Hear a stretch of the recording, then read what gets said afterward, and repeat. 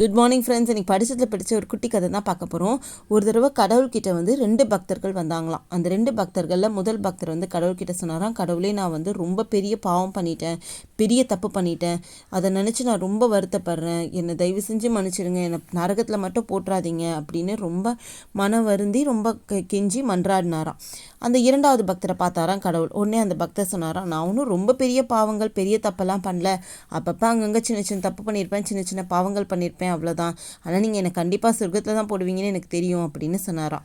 ஆனால் கடவுள் வந்து முதல் பக்தரை சொர்க்கத்துலேயும் 2வது பக்தனை வந்து நரகத்துலேயும் தான் போட்டாராம். ஏன் அப்படின்னு கேட்டதுக்கு கடவுள் சொன்னாராம், முதல் பக்தன் வந்து பெரிய தப்பு பண்ணியிருந்தாலும் அதை நினச்சி வருத்தப்பட்டு ரொம்ப வருந்தி மன்னிப்பு கேட்டான். ஆனால் 2வது பக்தன் வந்து அவன் சின்ன சின்ன பாவங்கள் பண்ணியிருந்தாலும் அந்த சின்ன சின்ன பாவங்களால் பாதிக்கப்பட்டவங்க பெரிய அளவில் பாதிக்கப்பட்டாங்கன்னா அவனோட பாவ கணக்கு வந்து அதிகமாகும் அப்படின்னு சொன்னாராம். அதனால் நம்ம செய்கிற செயலோ இல்லை சொல்கிற வார்த்தையோ மற்றவங்களை பாதிக்காமல் நம்ம பார்த்து